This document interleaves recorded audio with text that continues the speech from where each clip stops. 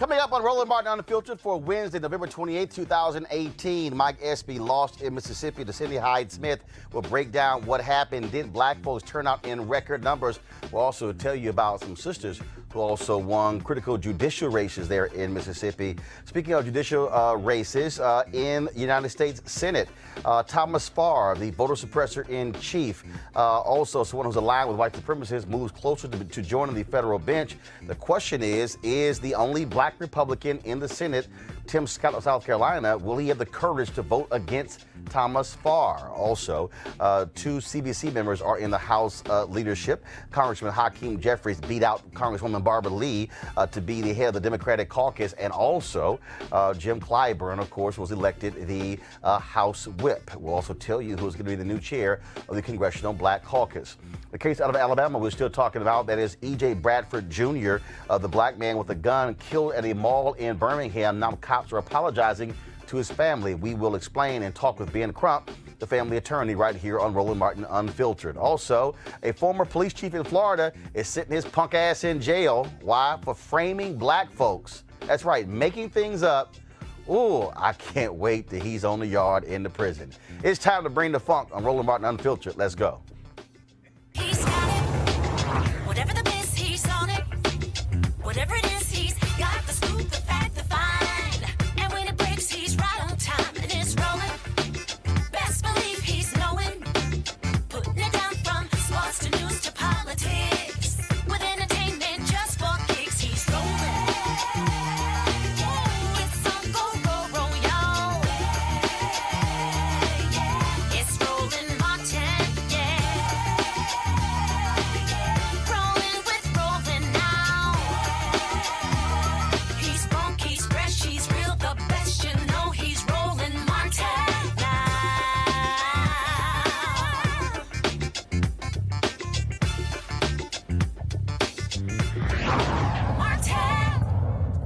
68,585 votes. That was the difference between Cindy Hyde-Smith and Mike Espy when it came to who was going to win the U.S. Senate race, the closest U.S. Senate race in Mississippi in 30 years. Mike Espy, he outperformed President Barack Obama as well as Hillary Clinton, but it wasn't enough in that particular state. And this is what Mike Espy said last night at his concession speech.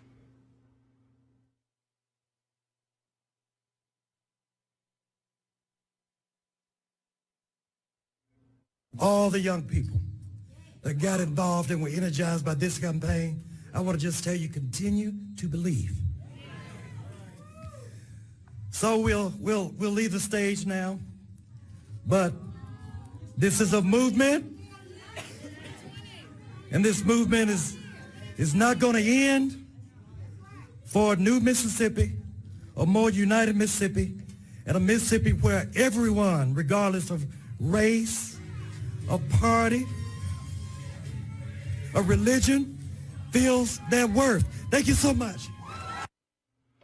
Now, I talked to Mike Espy. He said that 500,000 votes was going to do it. If you look at the vote totals, 479,278. That's exactly what Cindy Hyde-Smith received. Mike Espy received 410,693. African-American turnout was up in a huge way, but it wasn't enough. But here's the issue. There are 800,000 eligible and registered African-Americans in Mississippi. 800,000. If Mike Espy was able to get, let's say, 60% of African Americans who are eligible to vote, combined with about 125,000 whites, Mike Espy is a United States Senator. Joining us right now to talk about Mississippi and exactly what took place, there is the head of the NAACP. I want to go to him right now. First of all, Doc, how you doing? Doing well, thank you. Corey Wiggins. Sorry about that, Corey. So, Corey, first and foremost, let's talk about last night, your assessment. I know folks are still crunching the numbers, but give me a sense of what black turnout was like. Look, this is what we know. Black turnout for this election was higher than our last midterm. We look at some counties, it was numbers that were almost Obama-like in some of those numbers. So black turnout was there. Folks were at the polls. Leading up to the race, a lot of folks were engaged, knocking on doors, getting people to turn out to vote. And the other point I want to point out, too, is that even while we didn't win the race with Espy, we had a lot of down ballot races, judicial races that we did did really well in and that we won, and we're excited about that as well. But let's talk about crunching those numbers, though, because when you talk about there were some areas where they expected a larger turnout. And again, if you look at raw numbers, there were some places where they outperformed November 6th. But still, when you talk about power that is untapped, you still have folks who didn't go to the polls. And if you get 800,000 African Americans alone who are registered, again, if Espy is able to drive 50% of them, plus with white turnout, like Espy wins. Yeah, so I think there's two factors. One, as we did see increased voter turnout among blacks in Mississippi, and we got to continue to grow that. I think this race is a point in time that helps us and support us and continue to do that. The other point is, and quite frankly and truthfully, progressive whites in Mississippi have to turn out and have to organize as well. When you look at this race and we look back and reflect on the data and the numbers, we understand we can always grow black turnout, but we really got to figure out a way to talk to progressive whites in Mississippi, understand that why this public policy and progressive sort of policy is important, and we need to elect leaders that support that. Well, that was one of the points that I had made when I said, look, you're going to have white folks and progressives talk to white folks in places like Mississippi and challenge them when it comes to voting against their own economic interest. Because, again, you have 2 million plus folks there who are in Mississippi. You've got, again, a 1.2 million or so poor folks in that state. And the question is, will the policies of Sidney Hyde Smith and Donald Trump will help those broke white folks in Mississippi? No, it won't. And it's quite simple, and that's direct. And that's why we got to figure out a way and work with our colleagues and our friends who support the work that we're doing here in Mississippi in a way to support them in talking to other white Mississippians to support an agenda that benefits them. Right now, folks are not voting their interests. They're not voting their economic interests. They're not voting their interests as relates to the healthcare policies that exist and that's being passed, tax policy. And that's a problem, and that's a challenge, and that's something that we have to face and work with other progressive whites and organizations here to support them in their organizing. Henry, go to my iPad, please, and you'll see the two photos of Faye Peterson and Adrienne Wooten. They are two African-American women. They're in Hinds County Circuit judges. You now have 4 African-Americans who are judges there. And again, that's one of the issues that we're talking about there, that even though you might not have folks who win these top-of-the-line races, the down-ballot races are also critically important. Very important. And when you're talking about building power, systemic long-term power, infrastructure matters in terms of getting people out on doors, but those races that are down ballot races are as equally important. We had an African-American woman who was elected to the Mississippi Court of Appeals. We had other progressive candidates that were elected to other judicial positions here. And so when we're talking about building long-term systemic power, that is a step towards the direction that we're trying to go here in Mississippi. All right, then. Corey, we surely appreciate it, man. Thank you so very much. And we definitely still want to be able to crunch those numbers and take a look at what they offer. Again, Sidney Hyde Smith, those 2 years. So you're going to have, again, in a couple of years, the election for that Senate seat there. Thanks a lot. So, thank you. I appreciate you. I want to go to my panel right now. Ryan Minor, editor-in-chief, a Minor Detail and host of a Minor Detail radio podcast. Pastor Shannon Wright, third vice chair, Maryland GOP. Dr. Cleo Monago, social-political analyst and activist. Shannon, I'll start with you. It is interesting when you look at 300,000 folks in Mississippi who are uninsured. When you look at governor refusing to expand Medicaid there. When you look at the education stats, you look at we look at the education stats, the health stats. When you look at all those things, Mississippi literally is 45th to 50th. Mm-hmm. And so whenever I hear Republicans ask the question, well, to black folks, why do you vote Democrat? Look, flip it. You got to ask white folks in Mississippi, why are you voting Republican when you are literally 48th to 49th in education, 40th to 49th or 50th in health care, and then, of course, when you talk about economic development, about 45, 46. You know, it's hard to figure out for me. I know you're going to say it's not hard to figure out at all. But for me, it's hard to figure out why there are so many issues in certain states and certain parts of the country. Now, when you look at folks and you say, well, why vote Republican? If school choice worked the way it was supposed to, that would be an alternative. That would be a solution as far as education. And it seems to me that one of the best ways, long-term, not short-term, but long-term, to turn around a lot of the economic issues and situations and generational issues is quality education. Well, that's sure ain't the case in Mississippi. Clearly, I mean, but I said if it worked the way it's supposed to, I did qualify it that way. And one of the things I find to be real interesting when you talk about Mississippi, I was watching a video. Alexandria Pelosi had gone there, and a number of people, they were saying, "Well, look, we believe in God." I'm going, "Okay, I believe in God too, but y'all broke as hell." And again, when you look at, and the fact of the matter is, it amazes me when I listen to people in Mississippi talk about, well, we don't want any help from the federal government. Do they know the percentage of their budget comes from the federal government? Your thoughts?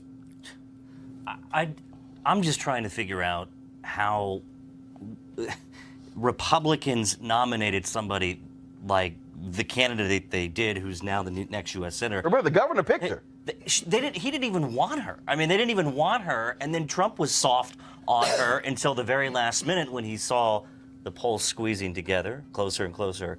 And finally he said, well, what does he say? I got to do the tweets, and I got to show up. And I think that at the very last minute he came down and decided, look, here I am, she's my girl, and I'm just trying to figure out why they keep electing bad people to office. I mean, she's not the brightest bulb in a dark room. No, she's not. In fact, the governor thought, well, maybe I'll appoint myself. They got her. It looks nice, but the Republicans today are going full force and saying she's the first woman elected to the federal delegation from the state of Mississippi, since Reconstruction? That's not really something to celebrate in the Trump era. Cleo, again, the race is an issue. I don't care what you say.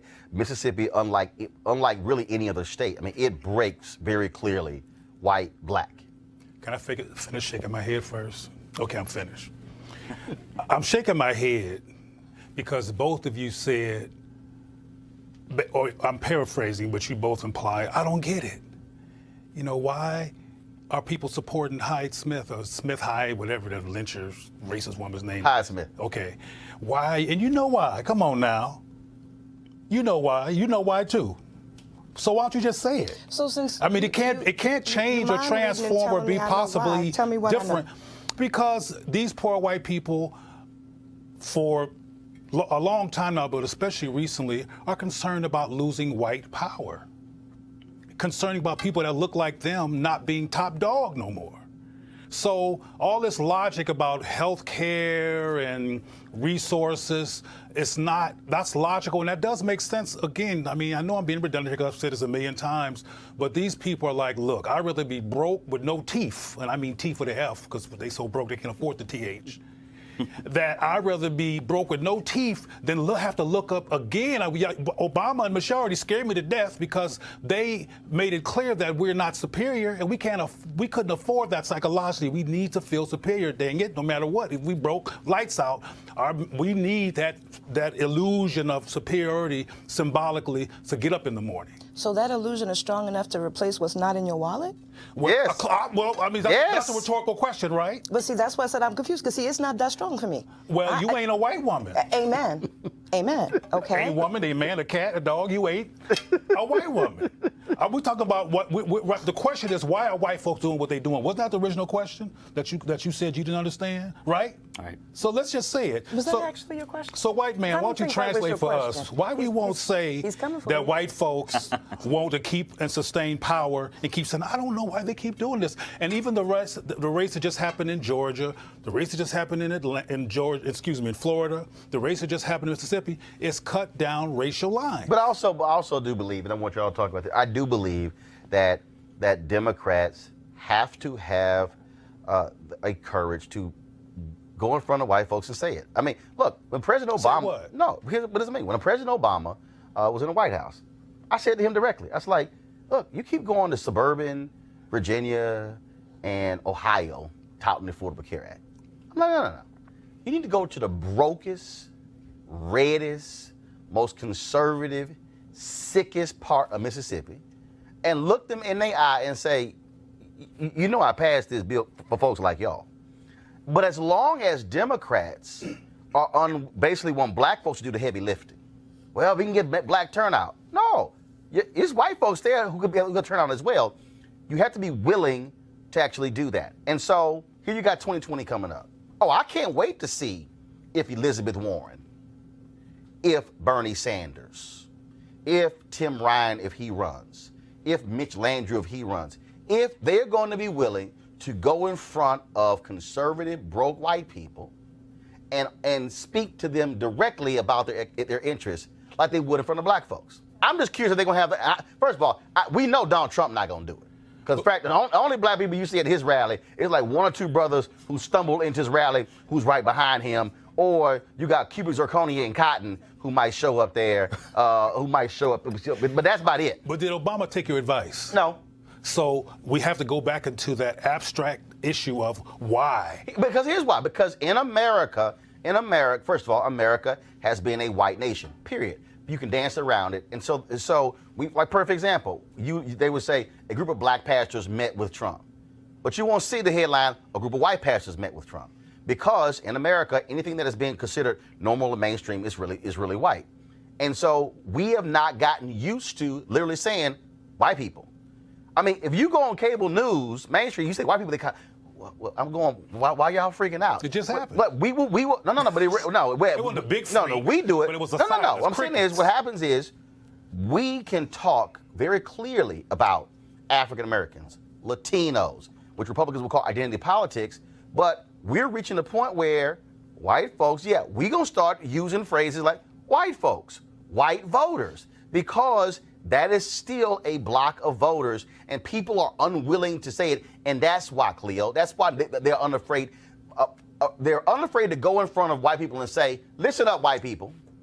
But they'll happily bring a gospel choir to a room full of black people. Well, but even when Trump mentioned, I'm just mentioning this because you mentioned it, even when Trump met with ministers, he met with confused, black on Thursday, white the rest of the week. No. I agree with ministers. that. But here's my point. My point, though, is how it's framed. Media will say Trump met with a group of black pastors. You will never, ever hear that he met with a cable host or a newspaper editor put as a headline, Trump meets with white pastors. Never. Even though in the room ain't nothing but white people. Didn't Trump meet with the pastor or his top guy that he relies on for religious advice inside the black community was the guy that... Daryl Scott from Cleveland. The guy that made up his credentials? Oh, no, that's Mark Burns.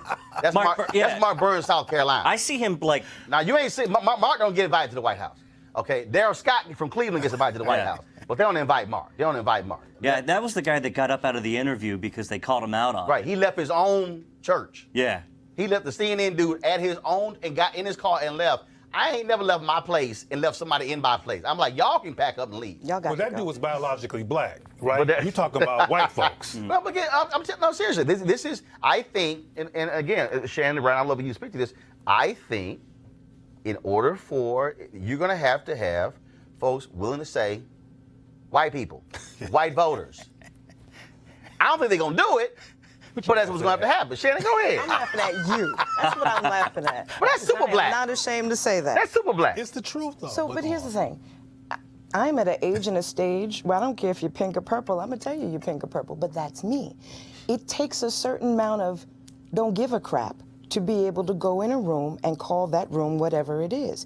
And most folks aren't there yet. You got to get to a certain age, a certain checking account, a certain something where you don't care enough that you're willing to call it whatever it is. No, you don't. No, you well, it don't. depends on how you got the money. Because look you at got the the money from white folks, you're still going to be silent. Because look at the amount of folks that don't do it. Yeah, no, because so obviously they got to get somewhere to do it. We're still operating as if, oh, no, I can't actually say that because, you know what, I'm going to isolate people over here. Well, I'm going to go ahead and say it. And so I'm telling you right now, I would love to see Democrats actually have the guts to go into Mississippi and bring white people with them to travel around Mississippi. You talk to white people in Mississippi. But so Tom Perez, that's your homework assignment. Let's talk about what's happening, of course, in Georgia. Organizing and legal challenges continue, folks. Stacey Abrams, of course, she lost the governor's race there. But the political organization backed by Abrams filed a federal lawsuit Tuesday challenging the way Georgia's elections are run.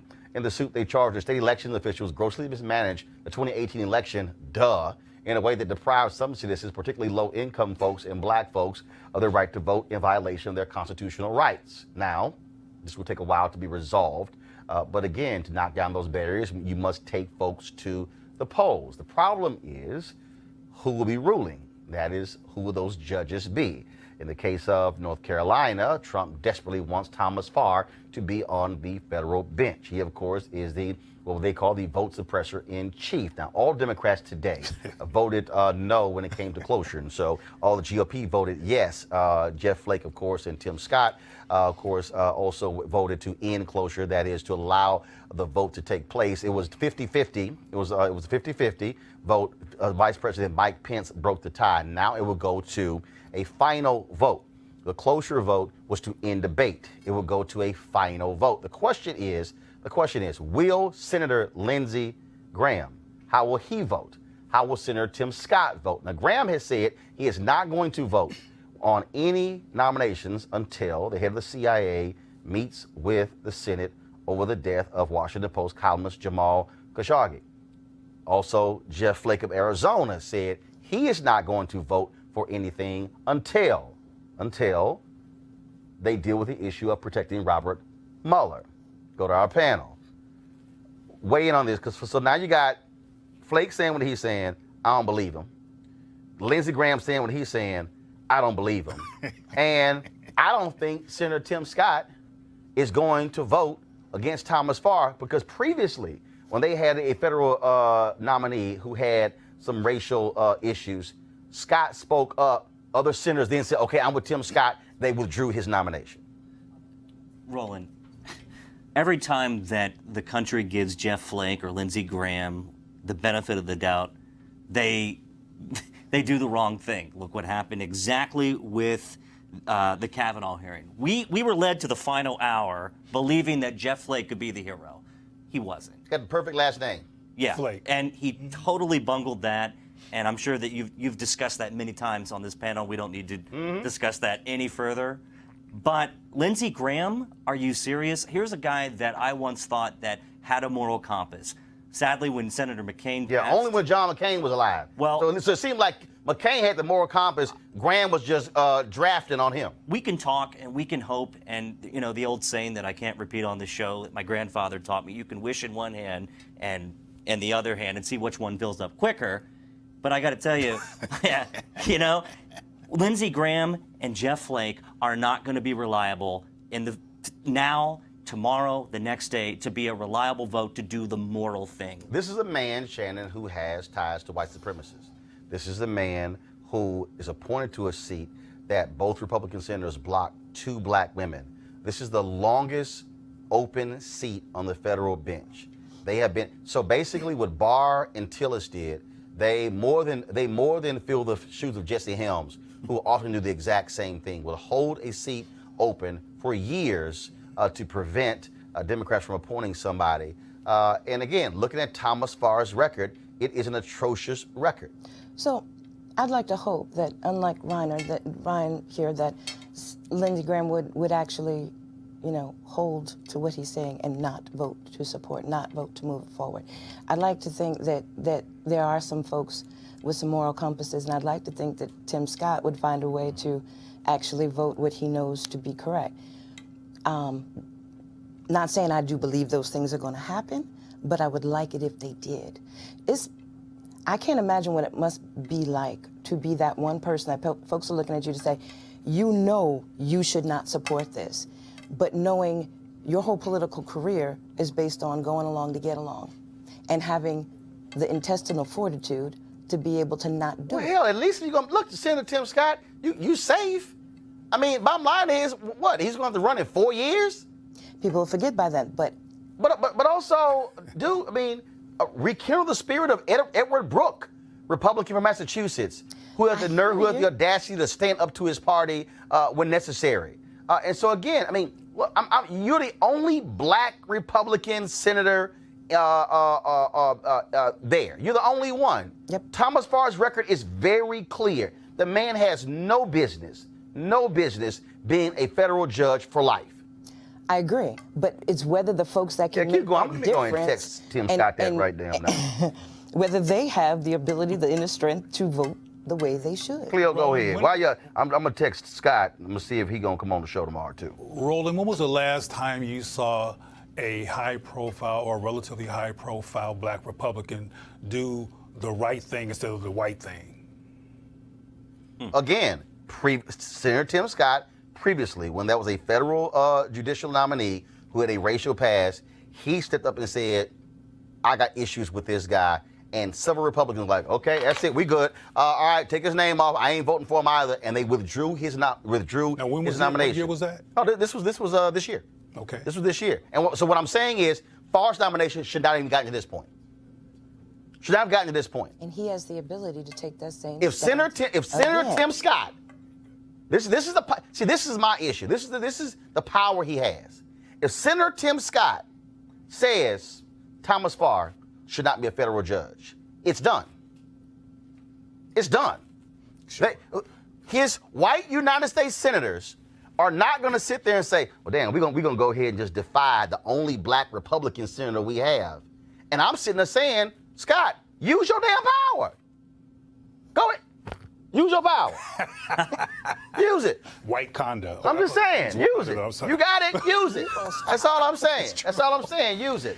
So again, we'll see what happens tomorrow, folks, when it comes to whether or not they're going to vote in that particular case there for Thomas Farr. Again, a man who has no business being on the federal bench. I'm going to go to the break right now. When we come back, we're going to talk new leadership among House Democrats. We're going to also talk about this case out of Alabama as well. Lots of stuff to talk about more right here on Roland Martin Unfiltered. Back in a moment.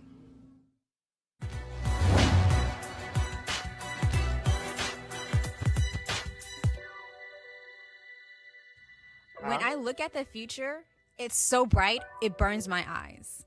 Oprah Winfrey.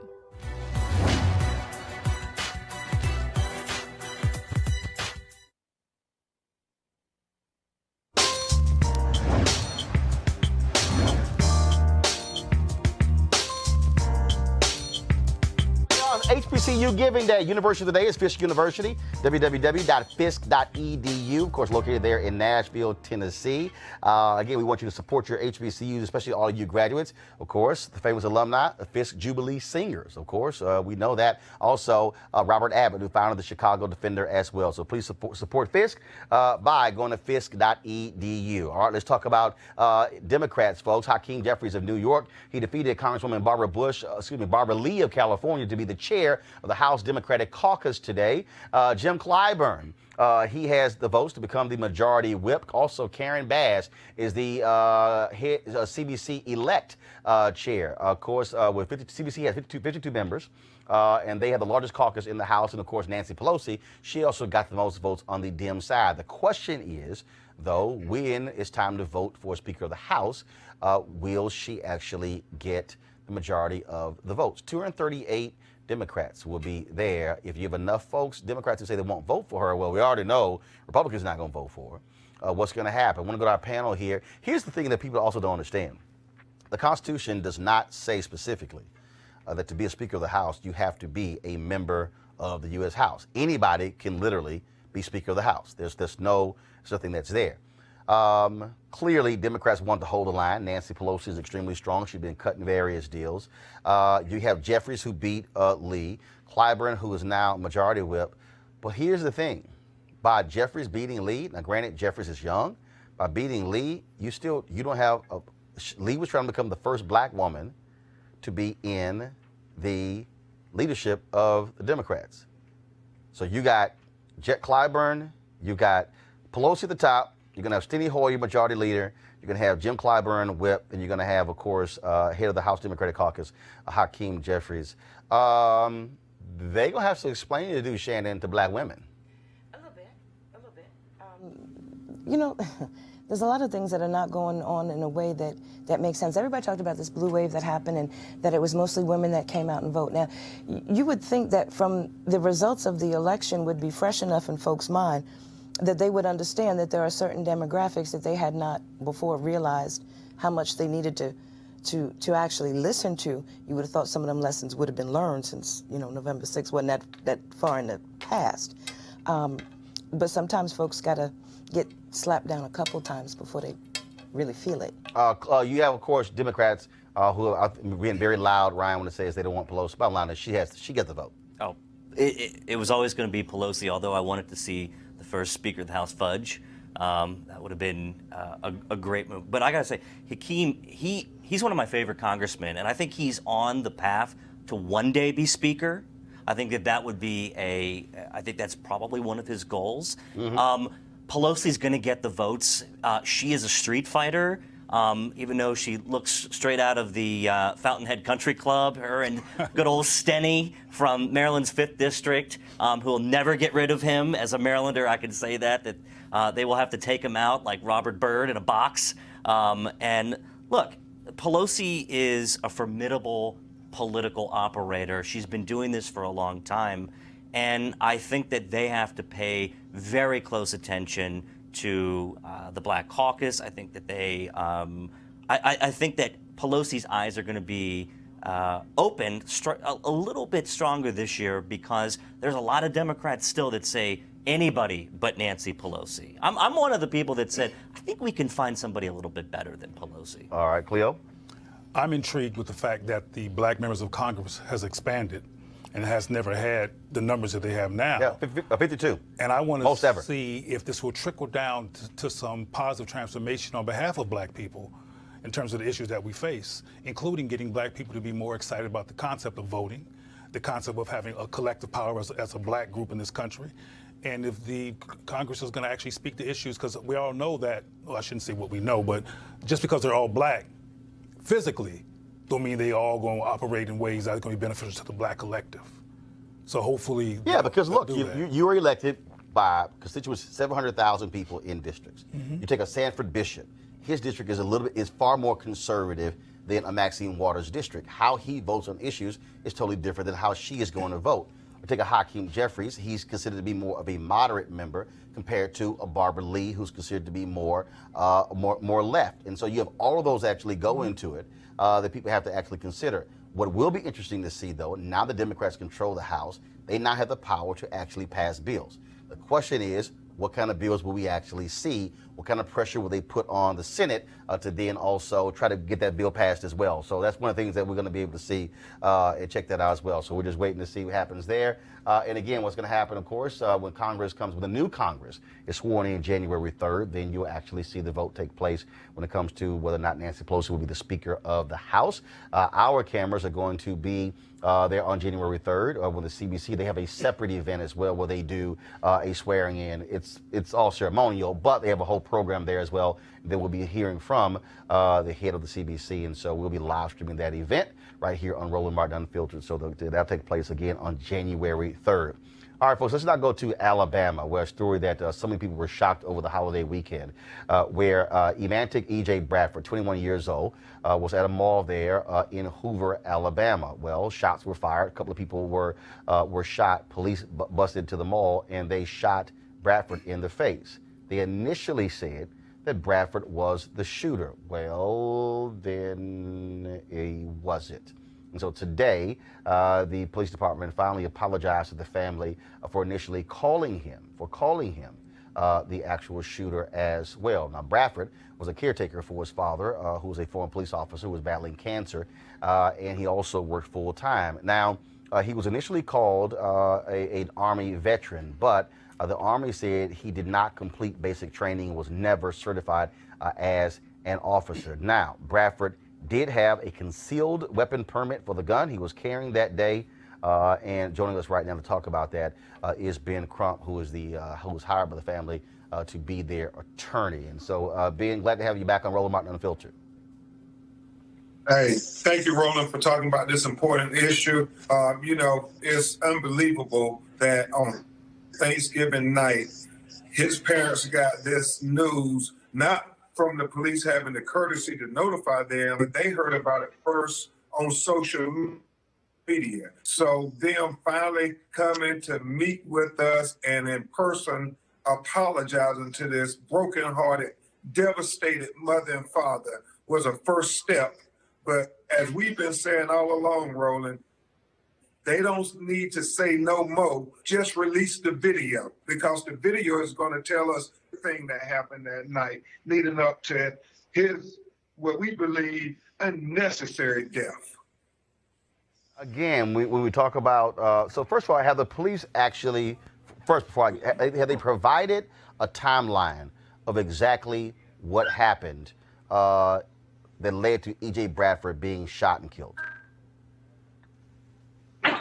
They have not, Roland. They haven't told family anything.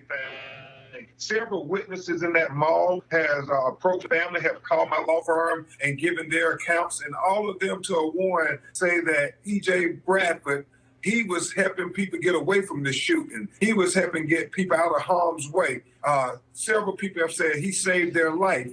He was a good guy. And so this whole suggestion that good guys need to have guns to stop the bad guys with guns from preventing these mass shootings only works apparently if you're not black, because if you're black with a gun, the police never see you as a good guy and they shoot and kill you, just like they did Jamel Robinson in Chicago, now here with Romantic in Alabama.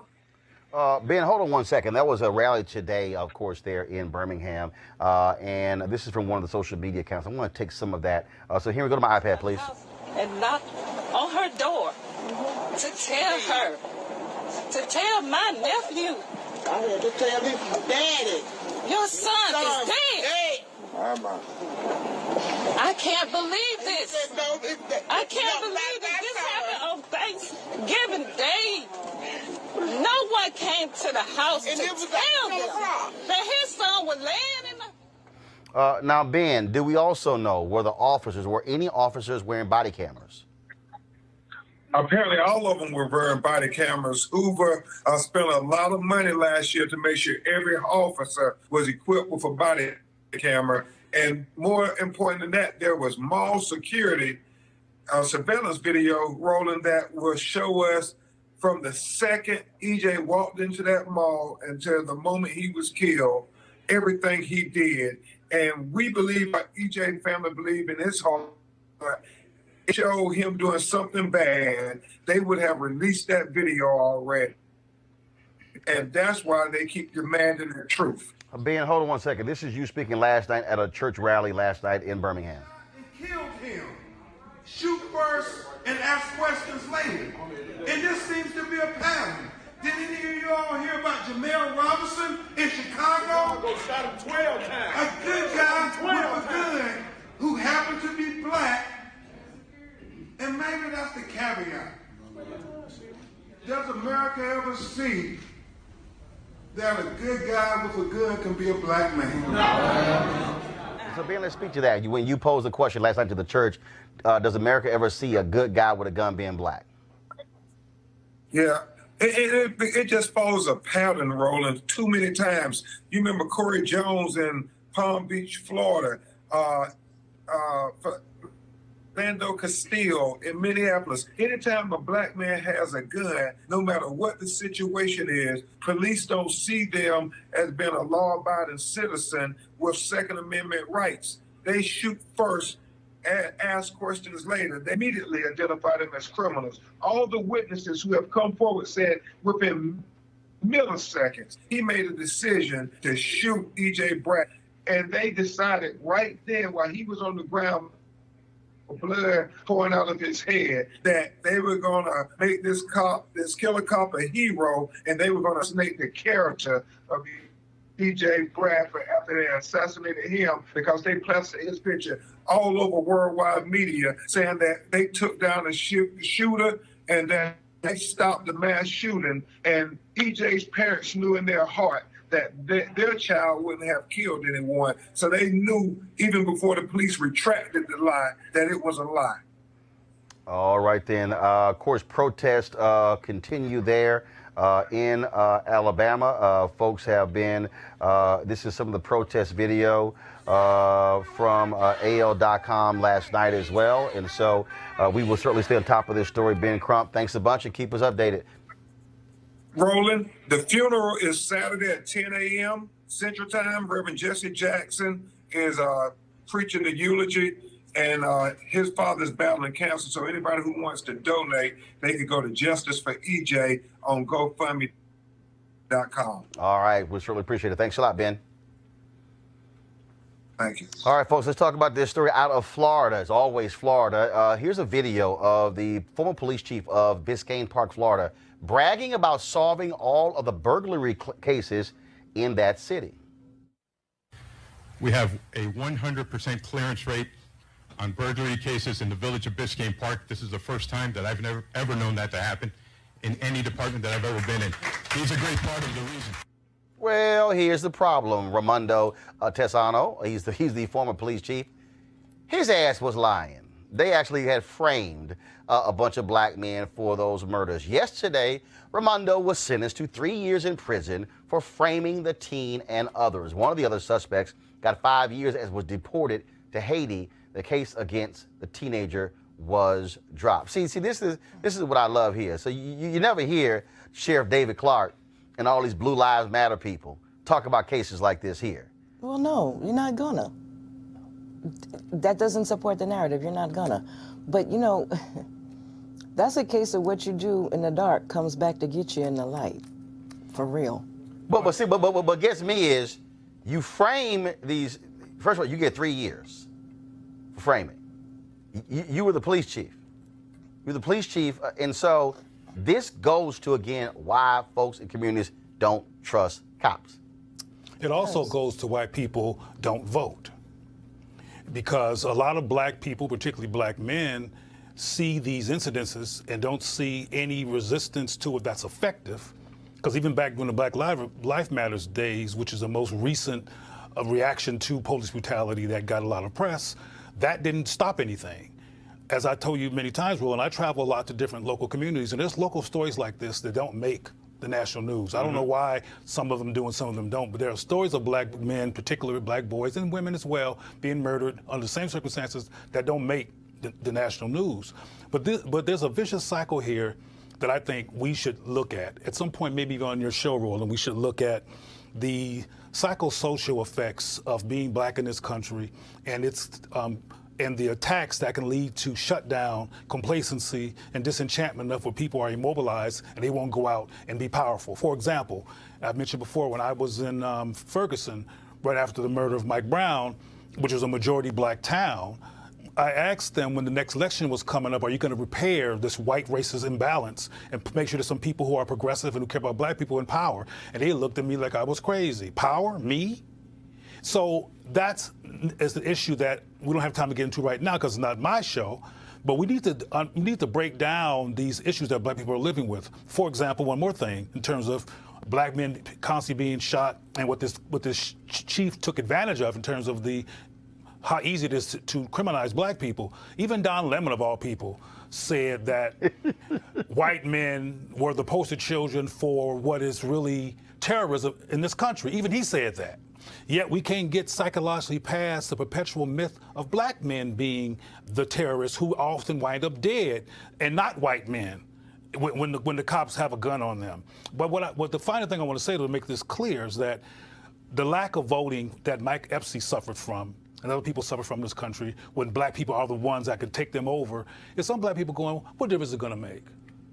Mike Brown's dead, Sean Bell is dead, Trayvon is dead, Philandro is dead, this newest brother is dead. And what is, for example, the Congressional Black Caucus doing about it? Yeah, but here's what I would say to those. This is their perspective. Right, but here's what I would say to those people. First of all, the cases of, like the case here, the case of individuals, all the folks you talked about, those are local cases. And see, the mistake is, this is where I keep saying where education, citizenship education matters. Because people, they're looking to the CBC, when the reality is, Congressman Bobby Scott had a bill passed that was signed by Obama that dealt with the whole issue of police accountability when it came to shooting deaths. Okay, that's all. They're very limited in that. That's federal authority. Police departments are governed by local. The problem, all the people in Ferguson, the problem there, a town 67% black, one black city council member. And I'm going, who do y'all think hired the police chief? The city council. Who hired the city manager? The city council. And so the problem is people keep thinking, oh, well, we're going to look here, here, here. No. It's right in front of you, which is why you are now seeing progressive district attorneys being elected all across the country because folks are going, oh, wait a minute, hold up.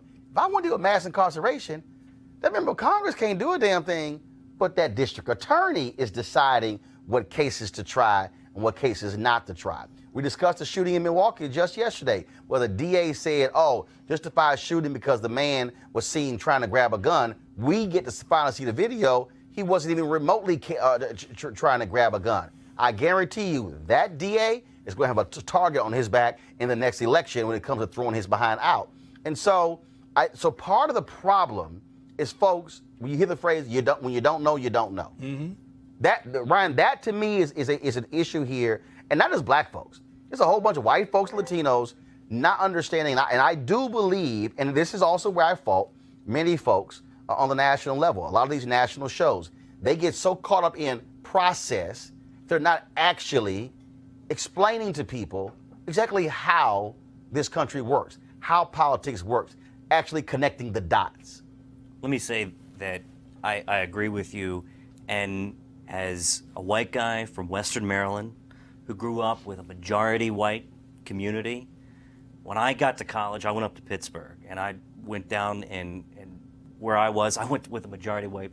And when I got out into the real world, I moved to D.C. shortly after college, and I said, I just went through 4 years of college. I have no idea what the world is about. And I met some people, and they said, let me take you and have a real conversation about race, about politics. You think as a political science major, you know what you're talking about. You can think abstractly. Let me take you into my community. The day after the shooting happened, or with Freddie Gray, I told my wife, I said, I'm going down to Baltimore City. And she said, you're going to Baltimore City. I said, I need to know in my heart, I need to talk to people to understand what the hell's going on. And she said, I came back, I went not just 1 day, 2 days, 3 days, I went to the protest. And I said, I came back more enlightened, understanding, and it changed my entire perspective, because I had no, I still don't know what's going on like I should, as somebody who's informed, inside the black community. And the more that I interact and learn, the more that I can understand these issues. Shannon. So, you know, we're talking about Baltimore, so it goes against some of the narrative you're saying. You've got all black folks mostly running the city. No. It's not going against my narrative. I'm saying the same thing, that even in cities where you have all black folks who might be running something, it's still how informed are people of how these things still work. There are people who, I guarantee you in Baltimore, they run up to the mayor, what do you do about this? Yep. Not even realizing that's a county issue. You've got folks that are uninformed. You've got folks that, you got a whole bunch of issues, especially in cities like Baltimore. You've got folks that are uninformed, and it seems like maybe it's better to keep them that way, because then they might ask the right questions. And folks that are in power don't necessarily want folks to ask the right questions. Which is why I fundamentally believe you've got to have people who are saying, we got to take some stuff over. I do. I get people being angry and frustrated and giving up. I understand that. But if you showed me the opposite of you giving up, I'm at least going to make an attempt to try something. And that's why I was glad to see the brother, who's a Ferguson City Council member, run against Bob McCullough to become district attorney. And then he actually wins. Now you got a young brother who is the district attorney in St. Louis County who is making the decisions. And one of his first acts, he said, these 28 cops, I will not consider any cases that come from these corrupt cops. That's one of his first actions. And I would say to those young brothers, that's why you vote, when you're able to see a young brother like that actually win one of those races. One of the things we also talk about, well, of course, is the issue of gerrymandering. And in Wisconsin, guess what? Republicans there trying to do the exact same thing Republicans did in North Carolina. So Scott Walker got beat, a Democratic governor. So what are Republicans in Wisconsin trying to do? Trying to strip the governor of most of his powers. Trying to keep him from fixing voter suppression. Anybody? In Maryland, we're dealing with a case of gerrymandering now, and it wasn't the Democrats that did it. That is not a... No, but I'm asking about this here. Literally, new guy wins, and okay, we're going to strip you the power. Come on. That's called being sore loser. Well, it's called trying to retain power regardless Absolutely. of what's happening in the material Absolutely. world. It's what happened in Florida and in Georgia and in Mississippi, the same dynamic. But one thing you said, Roland, that I really want to talk about is that I agree with you and most of what you said regarding the power of voting, particularly when you have the most power in the local community, can help be the architect of the politics there. I agree with you when you talk about making it intentional to, quote, grab power. Completely agree with that. But I'm also, as a person who works in social services and health and human services on a daily basis, looking at why people say, well, like the several brothers I heard recently say, oh, that ain't my business. That has nothing to do with me. Now, opposed to me just judge them, say, you stupid, you need to go vote, I engage them and go, how could you say that? Right. When this was in Baltimore, by the way. Got it. How can you say this when you're in a majority black city where you are in a position to help govern through election of what occurs here? How can you say that? But again, that's where connecting the dots comes in. And again, the average person is walking around saying, I'm powerless. I can't do anything. My little one vote isn't going to make a difference. But the reality is, and I can walk folks through what happens. Look, I use Mayor Jackson all the time in my speeches. How one person who became mayor, how either had changed the future trajectory of the entire city and the state and generational lines of black people by his election. And again, I think we have to, again, go back to be able to connect those dots as well. And so that's one of the things, of course, we'll be doing Roland Martin Unfiltered, of course, walking folks through that, getting them to understand. Because the thing I keep saying is the election is one thing, it's after the election. So, perfect example, Mike Espy, he didn't win in Mississippi. Cindy Hyde-Smith is the senator, but she still represents you. And so this is not, well, I can't talk to Cindy Hyde-Smith. No. If you black in Mississippi, give her hell. Oh, yes. Go to her office, make an appointment, and make it perfectly clear to her that you are a constituent. The same thing if a Democrat wins, if an independent wins, a Republican wins, we are still constituents. And so we have to get people to understand we must be showing up at school board meetings, at city council meetings, at county commissioner meetings, state legislature, and Congress as well, because, again, they need to understand that we actually care. Let me get a story right here, folks. Of course, that was a frightening situation in 3rd Ward, Houston, where a threat was called into the campus of Texas Southern University to the Houston Police Department. They then called TSU. TSU cleared the campus, ordered all students off of the campus. My high school, which is right across the street, is Jack Yates High School. That campus was also evacuated. No word on exactly what that threat is, but we certainly hope folks there in 3rd Ward in Houston are safe as a result. All right, folks, that is it for us. I want to thank Ryan, Shannon, and Cleo for being on the show today. Folks, don't forget you can support Roland Martin Unfiltered by going to RolandMartinUnfiltered.com, joining our fan club. I know a lot of y'all appreciate us working the show here. One of the reasons we were late today because I'm working on a series of stories on HBCU professors at Bowie State, Morgan State, and also Virginia State. And nobody else is doing this show like this. No one else is giving you these kind of stories, this kind of news. So we want you to support us by joining our Bring the Funk fan club. Again, RolandMartinUnfiltered.com. Our goal is to get by December 31st, 2,000 of our supporters. Right now, we're at about 990. Actually, I think we're at 1,000 now, so I'll double check that again. And so I will go over the next month just to add 1,000 more folks. So again, if you give 50, 20, 10, I saw people today who gave 100. That's great as well. We certainly appreciate that. So go to RolandMartinUnfiltered.com. If you also want to see, you miss the beginning of the show, we want you to go to our YouTube channel, youtube.com/Roland S. Martin. Please also subscribe to our channel, and we want you to turn on your live notifications. So every time we go live with our show or when we live stream from somewhere or one of our interviews, you will know immediately what's going on. Okay, folks, I got to go. Hope you have an absolutely great time. Pass the word. You know what I'm going to do? I'm going to keep being black and unapologetic and unfiltered. Now, I ain't super black like Cleo. I'm close. That's super black right here. Yeah. That's right. He made Black Panther look weak. That's how super black Cleo is. All right, folks. Y'all have a great one. Holla!